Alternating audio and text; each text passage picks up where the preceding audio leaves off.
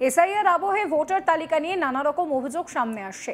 অনেক জায়গাতেই ভোটাররা 2002 সালে নাম খুঁজে পাচ্ছেন না। অনেকের আবার নিজের নাম নেই, কিন্তু বাবা ঠাকুমা কারুর না কারুর তো নাম রয়েছে, কিন্তু অনেকে আবার বাবা মা ঠাকুমা ঠাকুরদাদা কারোরই নাম খুঁজে পাচ্ছেন না, অথচ তারা সকলেই 2002 সালে ভোট দিয়েছেন। এই পরিস্থিতিতে অনেক জীবিত ভোটারকে মৃত বলে দেখানো হচ্ছে ভোটার তালিকায়। একজন 70 বছর বয়সী বৃদ্ধা দিব্যি হেঁটে চলে বেড়াচ্ছেন, স্পষ্ট কথা বলছেন, কিন্তু ভোটার তালিকায় জানেন তার পরিচয় কি? তার পরিচয় হলো মৃত। কিন্তু এটা কি করে হলো? পরে বুঝতে পারা যায় ওখানকার বিএলও বা নির্বাচন কমিশনের আধিকারিকদের গাফিলতির কারণেই এটা হয়েছে। পঞ্চায়েতে ভোট দিয়েছিলেন তিনি, পরবর্তীতে লোকসভা নির্বাচনের জন্য ভোট দেওয়ার জন্য পোলিং বুথে তাকে নিয়ে যাওয়া হলে সেখানে বলা হয় যে তার নামে গন্ডগোল রয়েছে। পরবর্তীতে যখন এসআইআর এর আবহাওয়ায় রাজ্য উত্তাল, তখন তার নামে এনুমারেশন ফর্ম না আসায় তিনি খোঁজ নিয়ে দেখেন তালিকা অনুযায়ী তিনি মৃত। এসআইআর আতঙ্কে তিনি অসুস্থ হয়ে পড়েছেন, কপালে চিন্তার ভাঁজ, মাথায় হাত। কি করবেন এখন কিছুই বুঝে পাচ্ছেন না। এই ব্যাপারে ওই বুথের বিএলওর সঙ্গে যোগাযোগ করা হয়েছে এবং বিষয়টা জানানো হয়েছে, কিন্তু তিনি আজ হবে কাল হবে বলে কোনো কর্ণপাত করেননি। চাঞ্চল্যকর এই ঘটনাটি ঘটেছে মুর্শিদাবাদের নবগ্রাম ব্লকের 5 গ্রাম ঘোষপাড়ায়। 70 বছরের ওই বৃদ্ধার নাম মহারানী ঘোষ। কি বলছেন মহারানী ঘোষ শোনাবো। বেঁচে থাকতেই চাই বেটা, বাবা ওই বেঁচে তো আছেন আপনি, বেঁচে তো আছে আর ওরা মৃত্যু বুদ্ধি আছে, তাহলে কি করবো বাবা বলো? এটা আমার হাত না ওদের হাত, যা করে লড়াই করে আছে। হ্যাঁ, এ একবার পাইনি বেটা, একটা ভোট হয়নি, ঘুরিয়ে দিয়েছিল। ওই তোমরা একটা অঞ্চল করে যাও আনুমানিক তার নাই না ওসব নাই বেটা।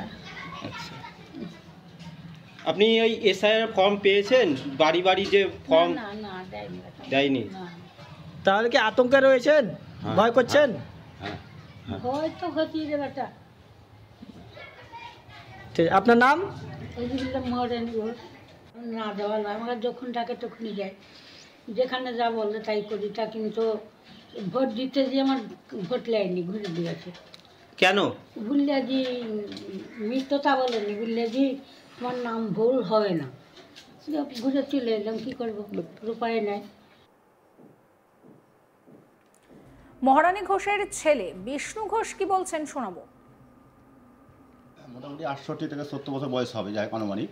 তো কথাটা হচ্ছে, আমার মা বয়স্ক মানুষ, ও আমার মায়ের এখন এই যে একটা এসআরআই ফর্মের যে একটা ব্যাপার চলছে, তা আমার মায়ের আসেনি খো, সেটা আমরা জানছি, আমরা মাকে জানাইনি খো, এই কারণেই যে আমার মা একটু অসুস্থ। তারপরে এই সব শুনে বা টিভি মিডিয়ার মাধ্যমে দেখে আমার মা খুব ভেঙে পড়েছে, ঠিক আছে? তো আমার একটাই রিকোয়েস্ট বা অনুরোধ, হ্যাঁ, এই আধিকারিকদের কাছে, যে আমার মার খুব শীঘ্রই সুব্যবস্থা করা হয়। হ্যাঁ, এসআরআই ফর্ম আসুক, আমার মায়ের ভোটে নাম উঠুক, আমার মা ভোট দেখ, হ্যাঁ, আমার মা দেশের নাগরিক হিসেবে চিহ্নিত হোক। কেন এসআর ফর্ম আসেনি? সেটা ডেট হয়ে গেছে, ডেট দেখাচ্ছে। হ্যাঁ, আমার মা জীবিত, অথচ তাকে ডেট দেখাচ্ছে। যাই হোক, ডিপার্টমেন্টের কোনো ফল্ট বা কারো গাফলতির জন্য এটা হয়েছে। তাদেরকে আমার কাছে আমি বলতে চাইছি সেটাই, যে তাদেরকে এসে আমার মাকে এটা ঠিক করে দিতে হবে। যারা করেছে, যারা আমার মা তো এগুলো করতে পারে যায়নি, বা আমরাও যাইনি। আমার মার যেটা এই ঘটনাটা ঘটেছে, তাদেরকে আমি জানাচ্ছি যে আমার মায়ের এটা এসে তারা ঠিক করবে। প্রশ্ন, বিএলওদের গাফিলতি নাকি অন্য কোনো অভিসন্ধি এখানে রয়েছে? শুধু যে জীবিত বৃদ্ধাকে মৃত দেখিয়েছেন তা তো ভুলবশত হয়ে গিয়েছে, হতে পারে না। ওই বুথে প্রায় 10 বছর আগে মারা গিয়েছেন সুরু ঘোষ, 9 বছর আগে মারা গিয়েছেন ধুলুবালা ঘোষ থেকে শুরু করে একাধিক মৃত মহিলা। তাদের নাম 2025-এর লিস্টে জানেন জীবিত অবস্থায় রয়েছে। তাহলে কি শুধু প্রত্যেক বছর নির্বাচনের সময় মৃত ব্যক্তিরা বা মহিলাদের সেখানে দেখা মিলছে ওই নির্বাচনী কক্ষে? তাই কি ভোটার লিস্টে তাদের মৃত ভোটারের জায়গায় জীবিত রাখা হয়েছে?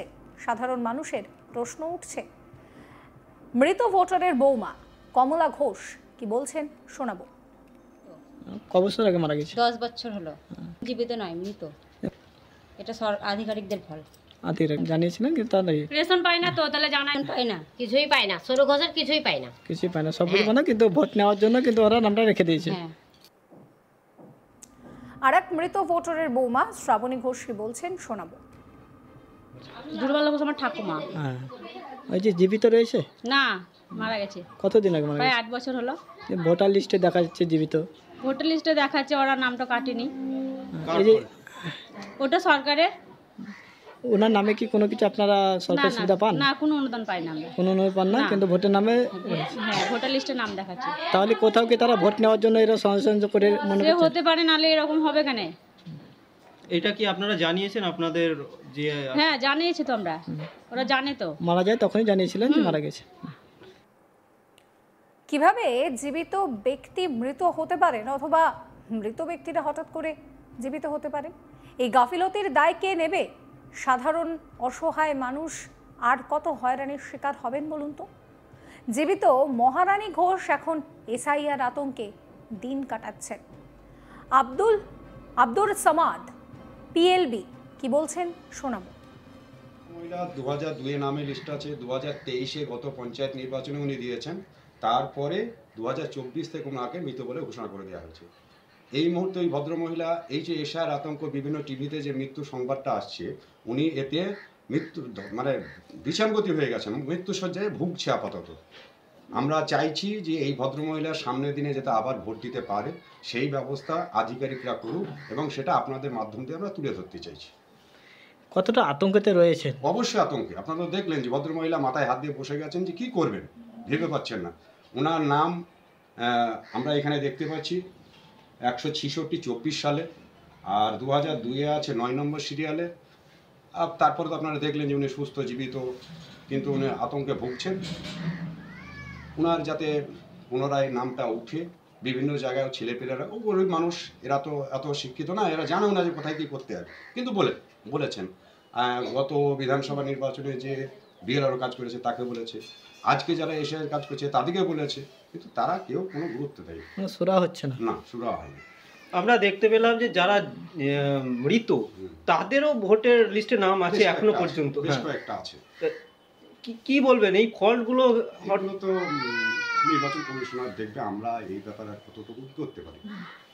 নির্বাচন কমিশনারকে দেখা উচিত যে অনেকেরই নাম মৃত 3 বছর 4 বছর 10 বছর আগে মারা গেছে, অথচ এখানে লিস্টে নাম আছে, আমি দেখতে পাচ্ছি। তাহলে ভোটার লিস্ট সংশোধন হচ্ছে না? হয়নি, এক কথাই হয়নি, শুদ্ধ হয়নি। আপনার এসআইআর এই মুহূর্তে যেন বহু মানুষের কাছে আতঙ্কের একটা বিষয় হয়ে দাঁড়াচ্ছে।